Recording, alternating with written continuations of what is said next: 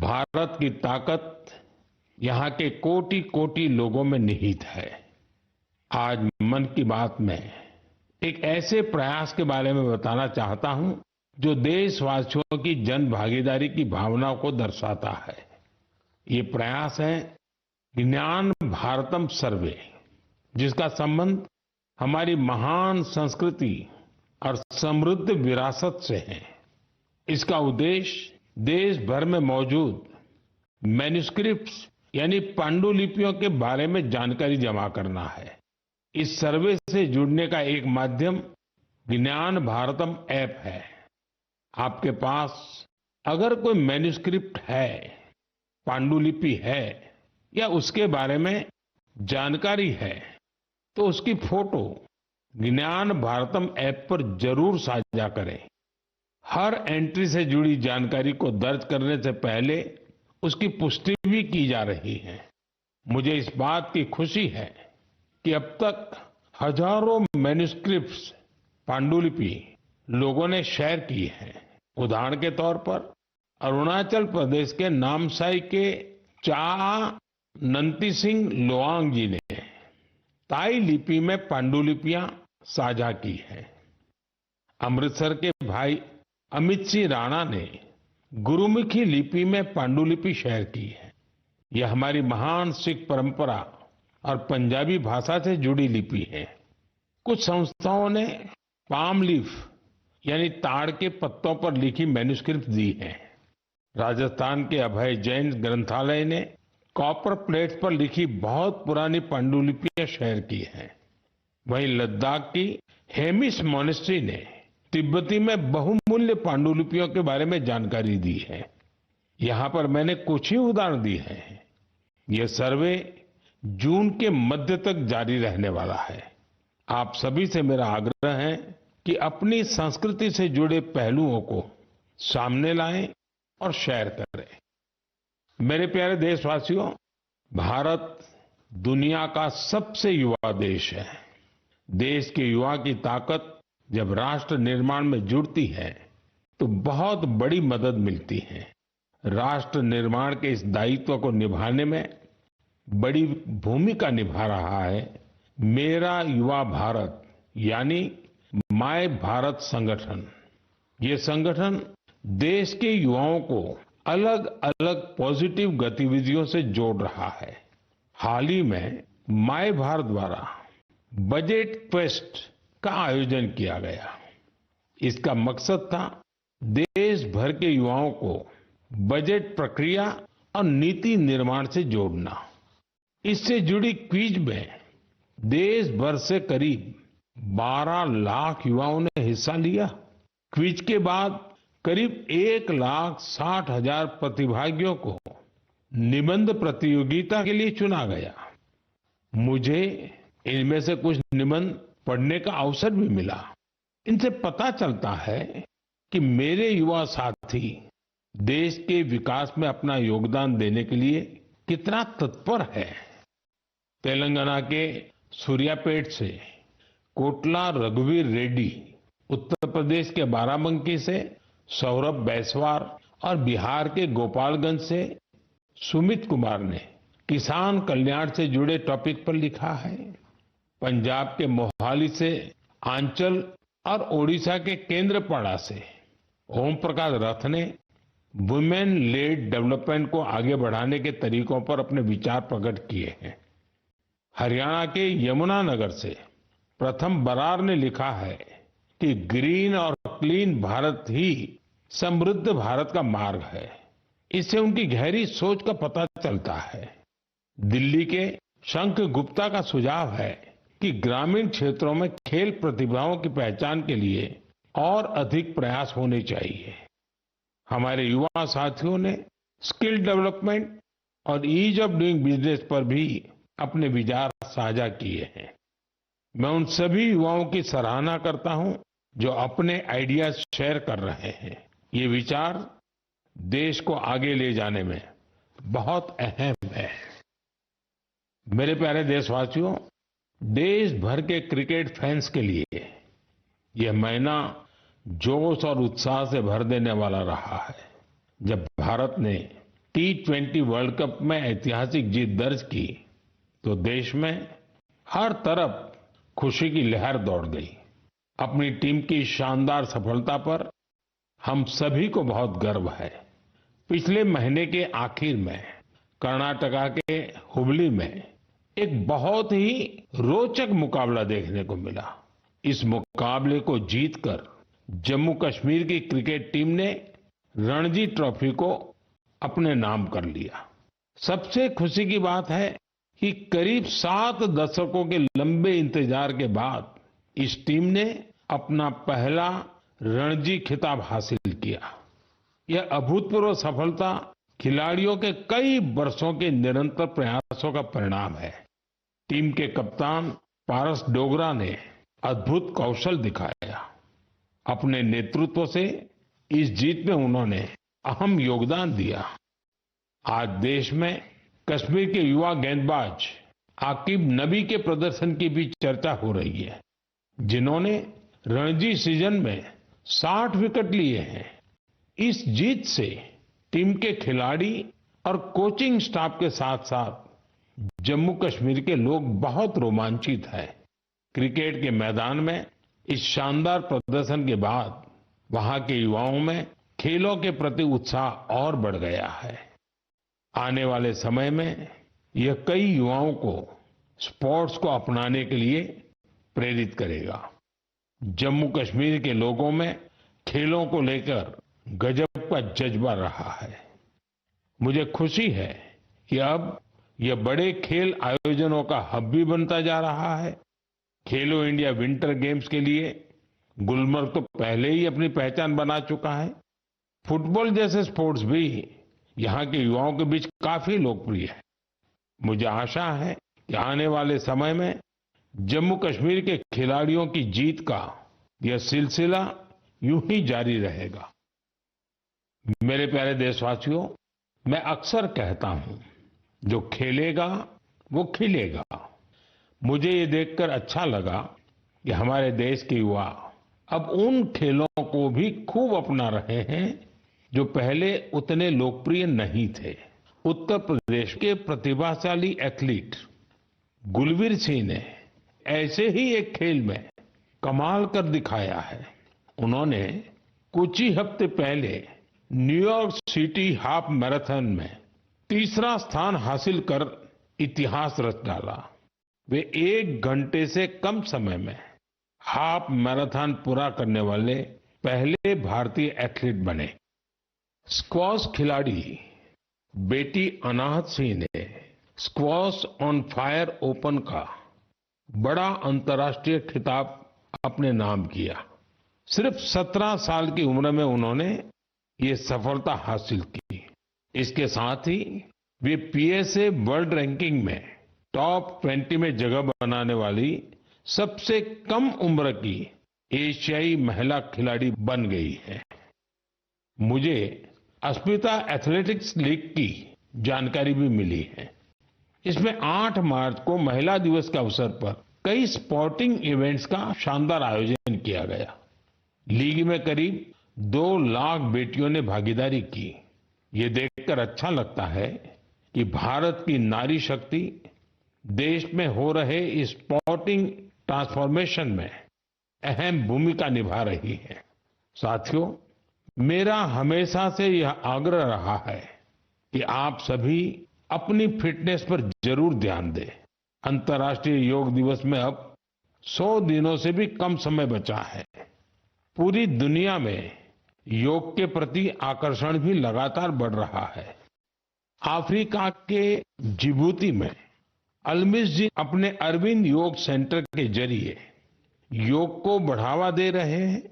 वे यहाँ की कई और जगहों पर भी लोगों को योग सिखाते हैं। आप में से कई लोगों ने इंस्टाग्राम कंटेंट क्रिएटर युवराज दुआ की पोस्ट पर मेरे से रिप्लाई को लेकर कमेंट्स किए हैं। उन्होंने मुझसे आग्रह किया था कि मैं उनके पिता से कहूं कि वे शुगर इंटेक कम करें। मुझे खुशी है कि मेरे अनुरोध का उनके पिता पर सकारात्मक प्रभाव पड़ा है। मैं आप सभी से आग्रह करूंगा कि आप भी शुगर इंटेक को कम करें और जैसा मैंने पहले भी कहा है, हमें खाने के तेल में 10% की कटौती भी करनी है। इन छोटे छोटे प्रयासों से आप मोटापे और लाइफस्टाइल से जुड़ी बीमारियों से दूर रहेंगे। मेरे प्यारे देशवासियों, एक पुरानी कहावत है, करत करत अभ्यास के जड़ मत होत सुजान। यानी जब हम निरंतर अभ्यास करते हैं तो उतनी ही ज्यादा बुद्धिमत्ता हासिल करते जाते हैं। लोग भी सबसे बेहतर तब सीखते हैं जब उनकी सक्रिय भागीदारी होती है। मुझे बेंगलुरु में शिक्षा से जुड़े एक यूनिक प्रयास के बारे में जानकारी मिली है। यहाँ एक टीम प्रयोग इंस्टीट्यूट ऑफ एजुकेशन रिसर्च चला रही है। इस टीम का रिसर्च प्रोजेक्ट्स पर विशेष फोकस है। यह टीम स्कूल लेवल पर साइंस एजुकेशन को लोकप्रिय बनाने में जुटी है। उन्होंने अन्वेषण नाम का एक प्रयोग किया है। इसके जरिए 9वीं से 12वीं क्लास तक के स्टूडेंट्स को केमिस्ट्री, अर्थ साइंसेज और वेलनेस जैसे क्षेत्रों में इनोवेशन करने का मौका मिलता है। इससे स्टूडेंट्स को रिसर्च का बहुत अच्छा अनुभव हासिल होता है। साथ ही अपने प्रोजेक्ट्स को पब्लिश करने का प्लेटफॉर्म भी मिलता है। साथियों, परीक्षा पे चर्चा के दौरान कुछ स्टूडेंट्स ने मुझे बताया था कि वे साइंस पढ़ना तो चाहते हैं, लेकिन उन्हें इससे डर भी लगता है। इस दिशा में प्रयोग की टीम का प्रयास बहुत ही सराहनीय है। यह पहल स्टूडेंट्स को साइंस के साथ जुड़ने और प्रैक्टिकली कुछ करके दिखाने का मौका देती है। जब हम किसी चीज को खुद करके देखते हैं तो जिज्ञासा और रुचि पैदा होती है। कौन जानता है कि मेरे युवा साथियों में ही कोई आने वाले समय का बेहतरीन साइंटिस्ट हो। साथियों, शिक्षा के माध्यम से अतीत को संरक्षित करने और भविष्य को तैयार करने का एक प्रयास नागा समुदाय भी कर रहा है। इस समुदाय के लोग अपनी आदिवासी परंपराओं का बहुत सम्मान करते हैं। वो इस पर गर्व तो करते ही हैं, साथ ही अपनी अप्रोच को आधुनिक भी रखते हैं। नागा ट्राइब्स में मोरुंग लर्निंग की एक पारंपरिक व्यवस्था थी। इसमें बुजुर्ग लोग अपने अनुभवों से युवाओं को पारंपरिक ज्ञान, इतिहास और लाइफ स्किल्स के बारे में बताते थे। समय के साथ यह सिस्टम अब मोरुंग कॉन्सेप्ट ऑफ एजुकेशन में बदल गया है। इसके माध्यम से बच्चों में गणित और विज्ञान जैसे विषयों में रुचि पैदा की जाती है। इसमें समुदाय के बुजुर्ग उन्हें कहानियां, लोकगीत और पारंपरिक खेलों के साथ लाइफ स्किल्स सिखाते हैं। इस तरह हमारा नागालैंड अपनी सांस्कृतिक विरासत को सुरक्षित रखते हुए बच्चों की शिक्षा को आगे ले जा रहा है। आपको भी अपने क्षेत्र में ऐसे प्रयासों के बारे में पता चले तो मुझे जरूर शेयर कीजिएगा। मेरे प्यारे देशवासियों, देश के कई हिस्सों में गर्मियों की शुरुआत हो चुकी है। यानी ये समय जल संरक्षण के अपने संकल्प को फिर से दोहराने का है। पिछले 11 वर्षों में जल संचय अभियान ने लोगों को बहुत जागरूक बनाया है। इस अभियान के तहत देश भर में करीब 50 lakh artificial water harvesting structure बनाए गए हैं। मुझे ये देखकर अच्छा लगता है कि अब जल संकट से निपटने के लिए गांव-गांव में सामुदायिक स्तर पर प्रयास होने लगे हैं। कहीं पुराने तालाबों की सफाई हो रही है, कहीं बरसात के जल को सहेजने के लिए प्रयास किया जा रहा है। अमृत सरोवर अभियान के तहत भी देश भर में करीब 70,000 अमृत सरोवर बनाए गए हैं। बारिश का मौसम आने से पहले इन सरोवरों की साफ सफाई भी शुरू हो गई है। आज मैं आपसे कुछ प्रेरक उदाहरण भी साझा करना चाहता हूं। ये उदाहरण बताते हैं कि जन भागीदारी से जल संरक्षण का काम कितना व्यापक हो जाता है। साथियों, त्रिपुरा की जम्पुई पहाड़ियों में बसा वागमुन गांव 3000 फीट की ऊंचाई पर बसा है। ये गांव पानी के गंभीर संकट का सामना कर रहा था। गर्मियों के दिनों में गांव के लोग पानी के लिए लंबी दूरी तय करते थे। आखिरकार गांव के लोगों ने बारिश की हर बूंद को सहेजने का निर्णय किया। आज वागमुन गांव के लगभग हर घर में rooftop rain water harvesting system स्थापित हो गया है। जो गांव कभी पानी की कमी से जूझ रहा था, वो जल संरक्षण की एक प्रेरक मिसाल बन गया है। साथियों, इसी तरह छत्तीसगढ़ के कोरिया जिले में भी एक अनोखी पहल देखने को मिली। यहाँ के किसानों ने एक सरल लेकिन प्रभावशाली आइडिया पर काम किया। यहाँ के किसानों ने अपने खेतों में छोटे छोटे रिचार्ज तालाब और सोख्ता गड्ढे बनाए, जिससे बारिश का पानी खेतों में ही रुकने लगा और धीरे धीरे वह जमीन के अंदर जाने लगा। आज इस क्षेत्र के 1200 से अधिक किसान इस मॉडल को अपना चुके हैं और गांव का ग्राउंड वाटर लेवल बहुत बेहतर हो गया है। इसी तरह तेलंगाना के मंचिरियाल जिले के मुदिगुंटा गांव में भी लोगों ने मिलकर पानी की समस्या दूर की है।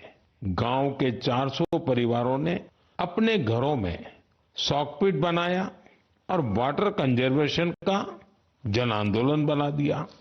इससे गांव का ग्राउंड वाटर लेवल बेहतर हुआ है।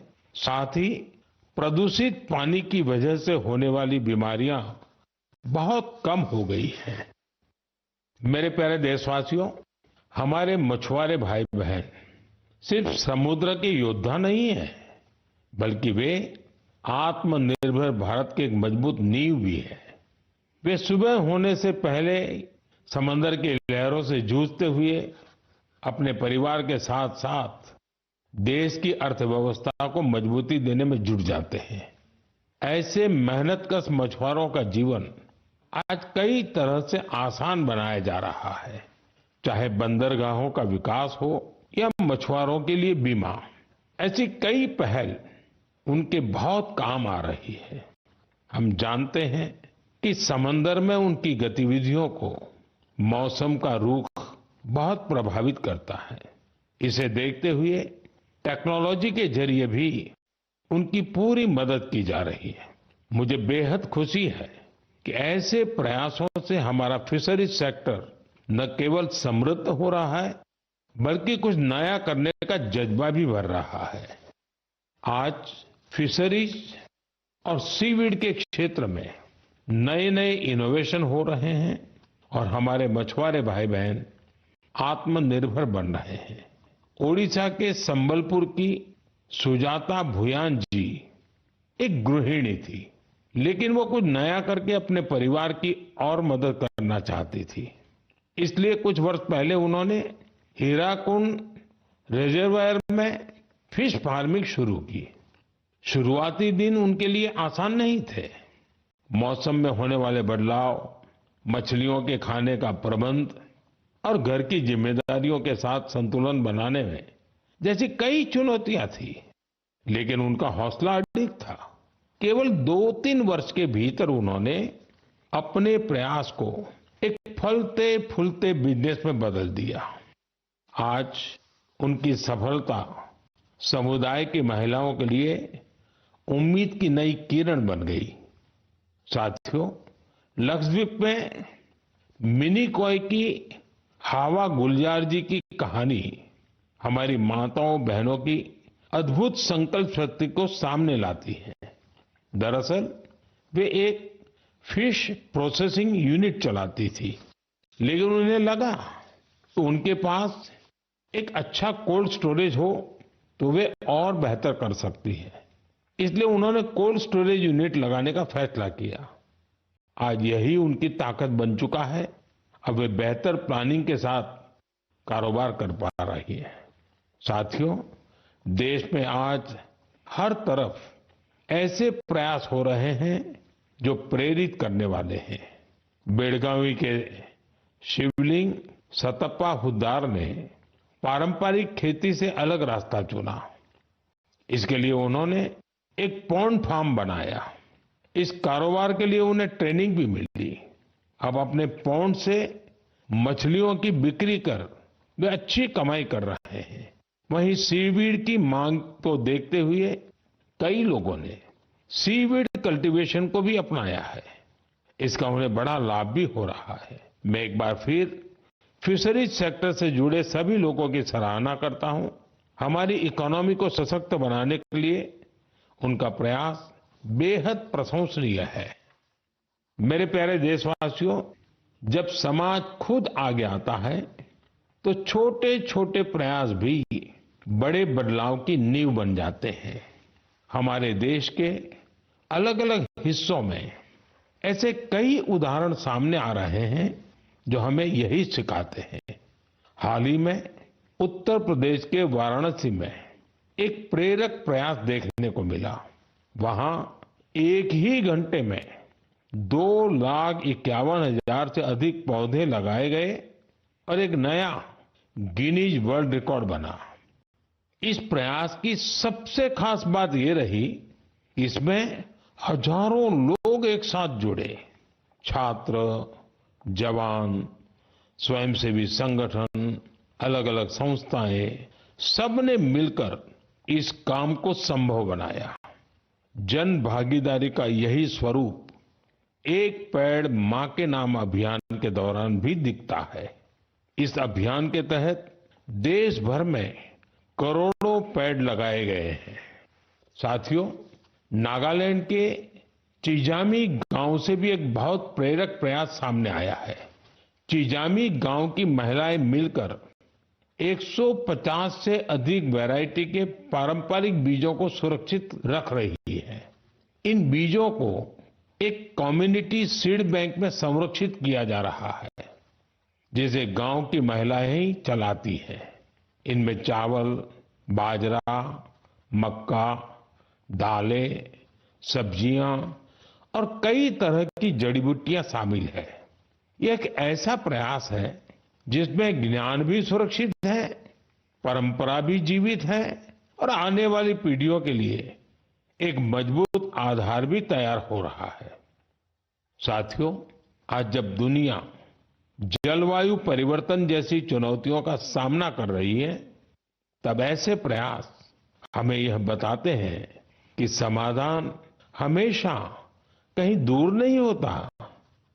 कई बार हमारे अपने पारंपरिक ज्ञान और सामुदायिक प्रयास ही हमें सबसे मजबूत रास्ता दिखाते हैं। मेरे प्यारे देशवासियों, आज आप देश के किसी छोटे बड़े शहर में जाएंगे तो एक बदलाव आप जरूर नोटिस करेंगे। आपको बड़ी संख्या में घरों की छत पर सोलर पैनल लगे हुए दिखाई देंगे। कुछ साल पहले तक ये इक्का दुक्का घरों पर ही दिखता था, लेकिन आज पीएम सूर्यघर मुफ्त बिजली योजना का प्रभाव देश के कोने कोने में दिखने लगा है। इस योजना की वजह से गुजरात के सुरेंद्रनगर जिले की पायल मुजपरा के जीवन में बहुत बड़ा बदलाव आया है। उन्होंने सूर्य पहल के माध्यम से सोलर पावर टेक्नोलॉजी की ट्रेनिंग ली और 4 महीने का सोलर पीवी टेक्नीशियन का कोर्स पूरा किया। अब वो एक कुशल सोलर टेक्नीशियन बन गई है। पायल एक सोलर उद्यमी के तौर पर अपनी पहचान बना रही है। वो आसपास के जिलों में सोलर रूफटॉप इंस्टॉलेशन का काम करती है और इससे उन्हें हर महीने हजारों रुपए की आय होती है। साथियों, मेरठ के अरुण कुमार भी अब अपने इलाके में ऊर्जादाता बन गए हैं। हाल ही में दिल्ली में हुए कार्यक्रम में अरुण कुमार ने हिस्सा लिया था और अपने अनुभव साझा किए थे। उन्होंने बताया था कि वो न केवल बिजली बिल की बचत कर रहे हैं, बल्कि अपनी अतिरिक्त बिजली बेच भी रहे हैं। साथियों, जयपुर के मुरलीधर जी की सफलता भी कुछ ऐसी ही है। पहले उनकी खेती डीजल पंप पर निर्भर थी, जिसमें हर साल हजारों रुपए खर्च होते थे। जब उन्होंने सोलर पंप अपनाया तो उनकी खेती का तरीका ही बदल गया। अब उन्हें होती है और उनकी सालाना आय भी बढ़ गई है। सबसे महत्वपूर्ण बात यह है कि अब उनका परिवार साफ ऊर्जा के साथ बेहतर जीवन जी रहा है। साथियों, पीएम सूर्यघर मुफ्त बिजली योजना का फायदा नॉर्थ ईस्ट के इलाकों में भी मिल रहा है। त्रिपुरा में रियांग जनजाति के कई गांव ऐसे थे जहां बिजली की समस्या थी। अब सोलर मिनी ग्रिड के माध्यम से वहां के घरों में रोशनी रहती है। वहां बच्चे अब शाम के बाद भी पढ़ पा रहे हैं, लोग मोबाइल चार्ज कर पा रहे हैं और गांव का सामाजिक जीवन भी बदल गया है। साथियों, देश में सोलर ऊर्जा क्रांति के ऐसे न जाने कितने उदाहरण हैं। आप भी इस क्रांति से जुड़िए और दूसरों को भी जोड़िए। मेरे प्यारे देशवासियों, मन की बात के लिए मुझे हर महीने देश के अलग अलग हिस्सों से ढेरों संदेश मिलते हैं।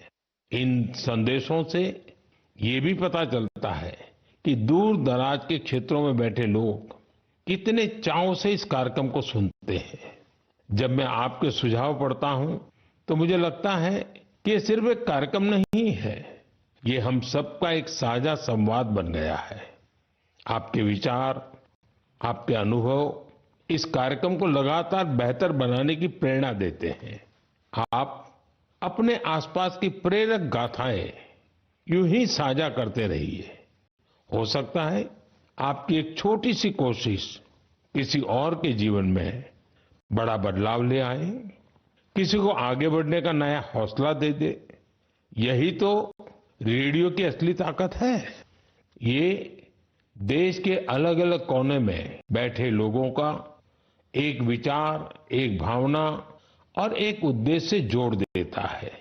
अगले महीने फिर मिलेंगे कुछ नए प्रेरक व्यक्तित्वों के साथ, कुछ ऐसे प्रयासों के साथ जो हमें आगे बढ़ने की नई ऊर्जा देंगे। तब तक आप अपना और अपने परिवार का ध्यान रखें, स्वस्थ रहें, खुश रहें। बहुत बहुत धन्यवाद।